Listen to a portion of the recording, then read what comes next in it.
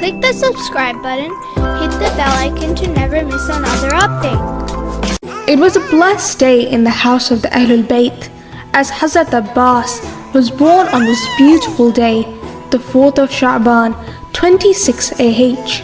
Imam Ali was meeting his beautiful son for the first time. Congratulations, Ya Amir al-Mu'mineen. Congratulations to you too, Ya al-Baneen.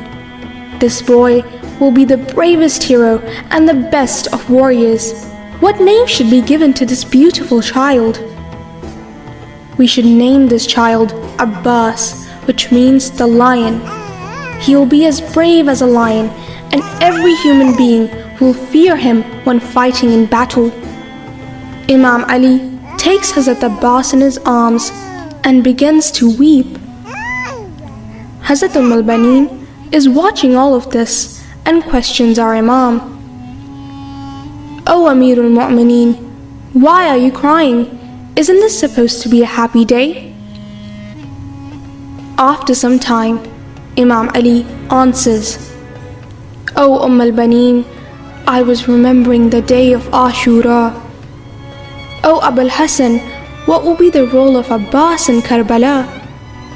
"He will go to the river of Furat to fetch some water for the caravan," told Imam Ali, while tears streamed down his cheeks.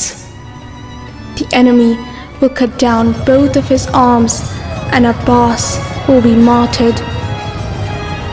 Hazrat al-Baneen went to take Hazrat Abbas in her arms and started to kiss Hazrat Abbas's hands. As she kissed his hands, she said, "My son will serve my master Hussain until his last breath. This is the greatest honor of all.